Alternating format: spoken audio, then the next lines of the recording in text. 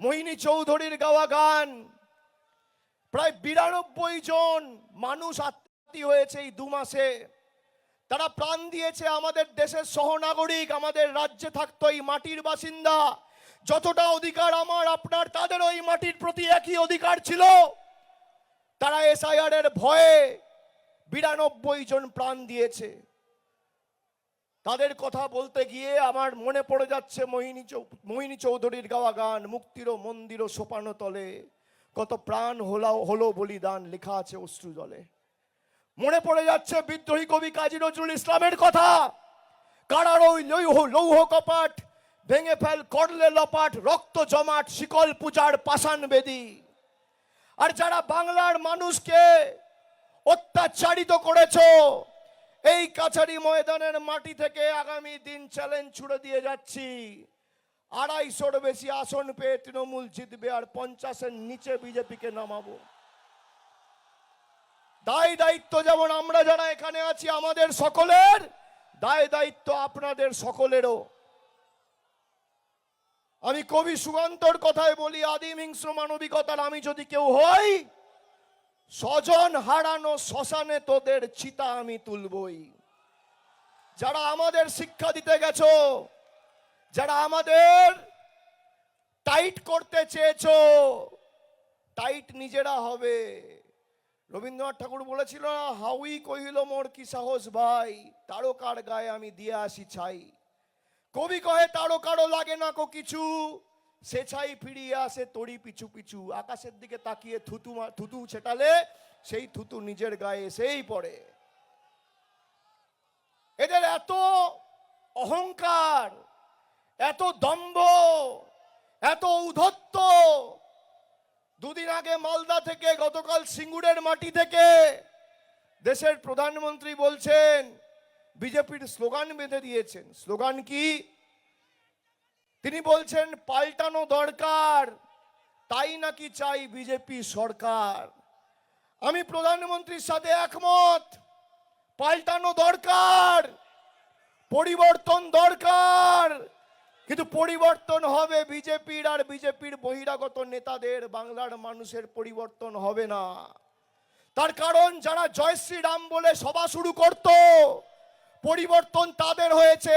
আজকে জয় মা দুর্গার, জয় মা কালী বলে সভা শুরু করতে হচ্ছে। পাল্টেছে কে?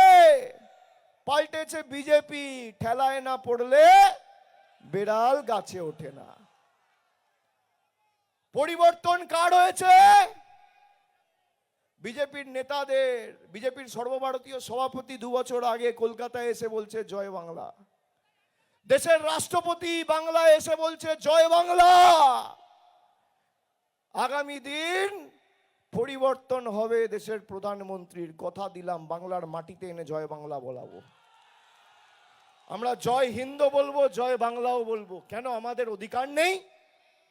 রবীন্দ্রনাথ ঠাকুরের আমার সোনার বাংলা আমি তোমায় ভালোবাসি, আসামে একজন গানটা খালি গেয়েছে বলে তার বিরুদ্ধে দেশদ্রোহিতার মামলা দেওয়া হয়েছে। আরে কবে বাংলাদেশ ভাগ হয়েছিল? আর কবে রবি ঠাকুর এই গান গেয়েছে? ইতিহাস পড়েছো? ইতিহাস জানো?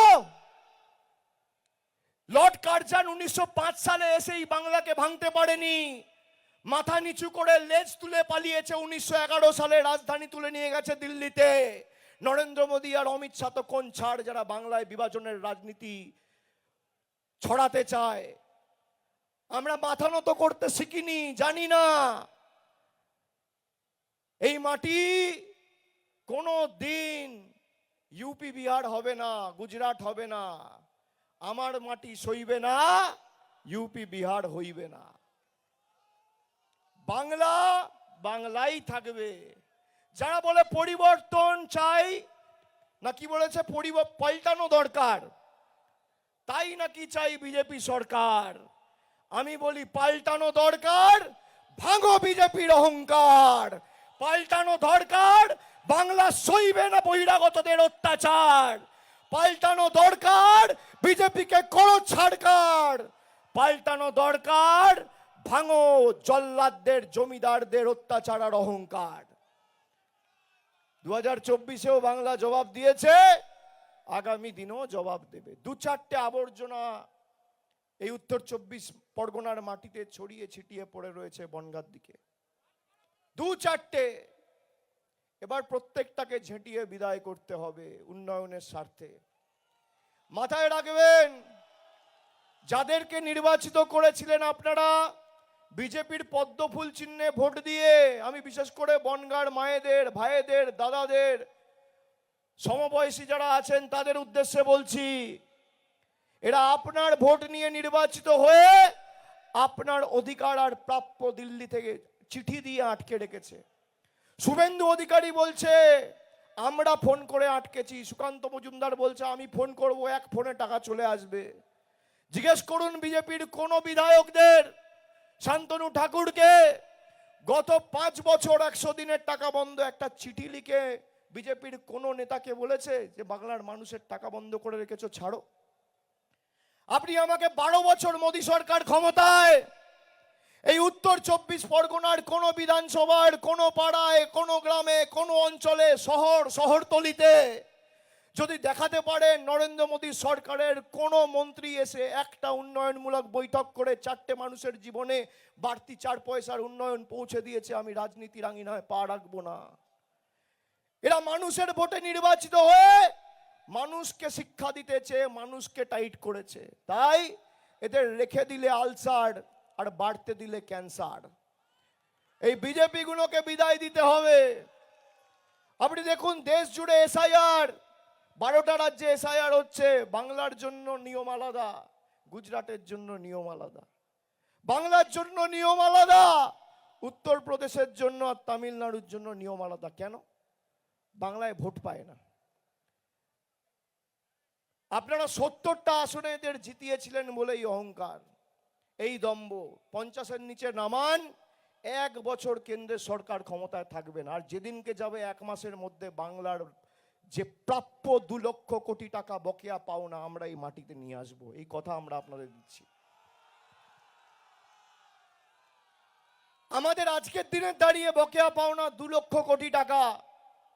বাংলায় 294টা বিধানসভা আছে, 294টা বিধানসভা, আর একদিকে 2 লক্ষ কোটি টাকা। আপনি 2 লক্ষকে 294 দিয়ে ভাগ করুন, এক একটা বিধানসভার গড়ে 680 কোটি টাকা আটকে রেখেছে এই মোদী সরকার। 680 কোটি টাকা, মানে বারাসাতের 680 কোটি টাকার, আবার মধ্যমগ্রামের 680 কোটি টাকা, বিধাননগরের 680 কোটি টাকা, রাজারহাটের 680 কোটি টাকা, নৈহাটির 680 কোটি টাকা, জগদ্দলের 680 কোটি টাকা, বসিরহাটের 680 কোটি টাকা, বাদুড়িয়ার 680 কোটি টাকা, বনগাঁর 680 কোটি টাকা, বাগদার 680 কোটি টাকা। এক একটা বিধানসভার 680 কোটি টাকা বাড়তি আটকে রেখেছে।